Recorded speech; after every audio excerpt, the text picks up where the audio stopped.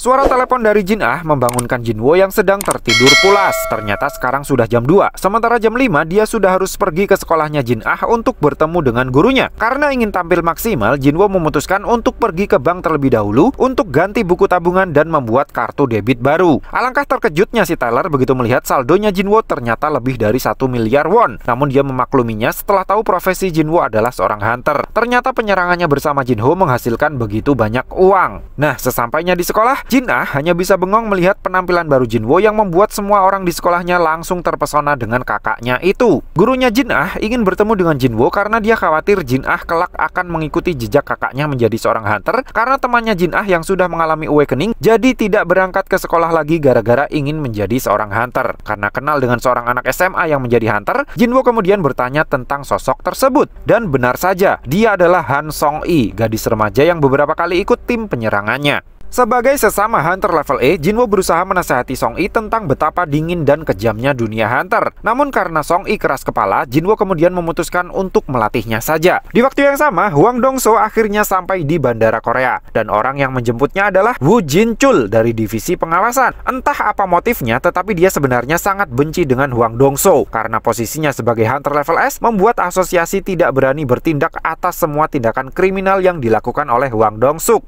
Di tempat lain, sebagai langkah pertama untuk mendidik Song-i, Jinwo mengajaknya ikut dalam misi penyerbuan gerbang level C yang dilakukan oleh tim White Tiger. Awalnya misi yang dipimpin oleh seorang hunter level A yang bernama Kim Chul hanya bertujuan untuk melatih rekrutan baru White Tiger. Namun saat Jinwo melangkah masuk, gerbang dungeon tiba-tiba berubah warna menjadi merah, tapi alih-alih memanggil tim penyerangan utama White Tiger seperti yang Jinwo minta, Pak Min justru langsung menghubungi ketua serikat White Tiger yang bernama Baek Yun Ho yang merupakan seorang hunter level S untuk datang ke TKP. Hwang Dong-so langsung meminta Jin Chul mengantarnya ke sebuah dungeon yang menurut info yang dia dapat baru saja dimasuki oleh Jinwo. Meski tahu Dong-so pasti akan membunuh seseorang di sana, Jin Chul hanya bisa bilang oke. Sementara itu Jinwo dan timnya tiba-tiba sudah berada di suatu tempat bersalju. Lalu dua buah anak panah es tiba-tiba melesat ke arah mereka. Beruntung Jinwo berhasil menangkap salah satunya yang menyasar Song-i. Ternyata pelakunya adalah dua orang elf es atau hyaki. Di luar gerbang, ketua serikat White Tiger Baek Yun Ho terlihat sangat kesal karena Serikat Nasional Korea yang mereka lapori tetap bersikukuh kalau gerbang tersebut hanya level C. Menurut Pak Baek, setelah gerbang berubah warna menjadi merah, pengukuran energi sihir sudah tidak valid lagi. Jika ternyata gerbang tersebut level A, maka semuanya sudah wallahu a'lam. Di dalam dungeon, Jinwo sadar kalau dua hunter terlemah mereka yang menjadi target. Jinwo lalu menjelaskan kepada Song-i kalau gerbang merah merupakan portal ke dunia lain. Begitu mereka masuk, gerbang akan terkunci sampai bos dungeon dikalahkan atau menunggu sampai terbuka sendiri. Sebagai seorang hunter level A, Kim Chul merasa perlu untuk menunjukkan jiwa kepemimpinannya. Karena menurutnya mereka sedang berada di dalam dungeon level B, dia bermaksud membuat tim kecil untuk mengalahkan si bos dungeon. Namun dia tidak bisa membawa hunter level C ke bawah bersamanya karena hanya akan menjadi beban. Menariknya, seorang wanita yang sebenarnya masuk kriterianya Kim Chul tiba-tiba memutuskan untuk pindah ke timnya Jinwo. Karena melihat sendiri bagaimana Jinwo bisa menangkap panah es, si hunter wanita itu yakin Jinwo pasti lebih kuat dari kelihatannya. Di luar dungeon, Pak Min masih belum bisa jujur kepada Pak Baek kenapa dia bisa begitu yakin dengan kemampuannya Jinwo. Sehingga Pak Baek tetap menggantungkan nasib para hunternya kepada Kim Chul yang menurut manajernya yang lain kekuatannya sangat luar biasa. Tidak lama berselang, Hwang Dong-so sampai di TKP. Pak Baek terlihat sangat tidak senang dengan kedatangannya. Dan alangkah kagetnya Pak Baek begitu mengetahui kalau kedatangan Dong-so ternyata untuk mencari Jinwo. Di dalam dungeon, tim Jinwo yang hanya berisi 5 orang memutuskan untuk masuk ke dalam hutan. Sementara tim Kim Chul menuju ke arah sebaliknya. Kim Chul akhirnya unjuk gigi dengan menghabisi monster beruang yang menyerang mereka. Namun saat anggota timnya ingin memotong daging beruang sebagai bekal makanan, Kim Chul malah melarangnya. Di sisi lain, alasan Jinwo membawa timnya masuk ke dalam hutan yang merupakan teritorinya monster beruang, ternyata karena menurutnya monster beruang lebih mudah dihadapi ketimbang para hyaki. Lalu sebagai pemimpin yang baik, Jinwo mengeluarkan beberapa mantel bulu dari inventorinya untuk para anggotanya agar tidak mati kedinginan. Semuanya jelas kaget, dan lebih kaget lagi setelah melihat Jinwo berhasil meng-KO seekor monster beruang yang datang hanya dengan sekali koplokan. Di luar dungeon, Dong-so masih ogah menjawab pertanyaan Pak Baek terkait ada keperluan apa dia mencari Jinwo. Namun Pak Baek akhirnya bodoh amat karena Jinwo sudah masuk ke dalam gerbang merah, kemungkinannya dia akan mati jauh lebih tinggi daripada sebaliknya. Nah, meski di dalam dungeon, Jinwo tetap harus menjalankan quest harian agar tidak dikirim ke zona hukuman lagi. Selesai dengan quest hariannya, Jinwo kemudian terbang ke kandangnya para monster beruang untuk menguji skill barunya sebagai seorang Shadow Monarch.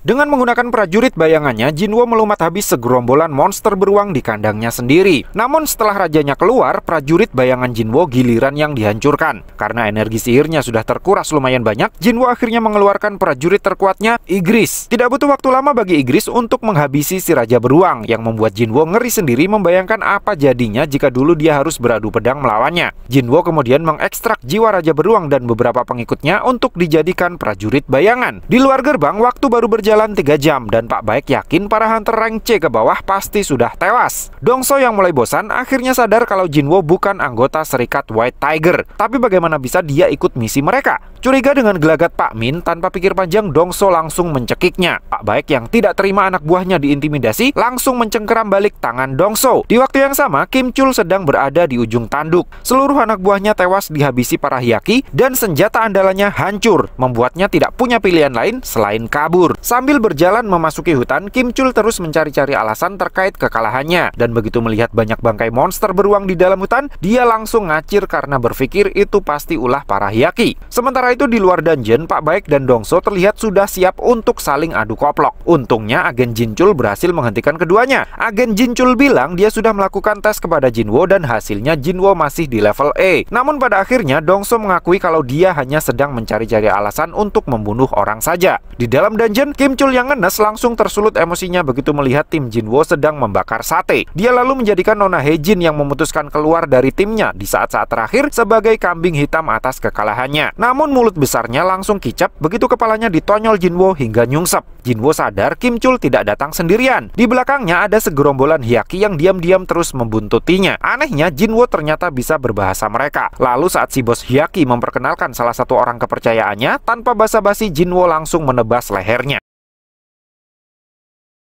Si bos hyaki yang merasa Jinwo bukan manusia mencoba untuk mengsepik-sepiknya. Jinwo yang curiga kalau dia dianggap bukan manusia karena statusnya sebagai player, lalu bertanya dari mana mereka berasal dan kenapa memburu manusia. Namun ketika si bos hyaki akan menjelaskan asal-usulnya, tiba-tiba semacam glitch terjadi. Si bos hyaki kemudian memperlihatkan pasukan di belakangnya dan merasa sudah menang jumlah. Tapi Jinwo segera mengeluarkan pasukan bayangannya untuk menandinginya. Namun persis seperti yang si bos hyaki bilang, pasukan bayangan hanyalah trik murahan baginya. Jinwo yang masih kurang pede untuk melawannya langsung bersama dengan Igris merasa butuh satu prajurit kuat lagi. Lalu dengan suatu tujuan dia melempar pedang ke tempat Kim Chul nyungsep sesaat sebelum bertarung melawan bos hyaki yang ternyata bernama Baruka. Dan sesuai rencana, Kim Chul yang sudah bangun langsung mengambil pedang tadi untuk menyerang Jinwo. Menganggap Kim Chul sebagai ancaman, sistem mengizinkan Jinwo menggunakan Igris untuk menghabisinya. Setelah Kim Chul is dead, Jinwo langsung mengekstrak jiwanya menjadi tentara bayangannya yang baru. Tentara bayangan yang dibangkitkan dari jiwanya Kim Chul, Jinwo beri nama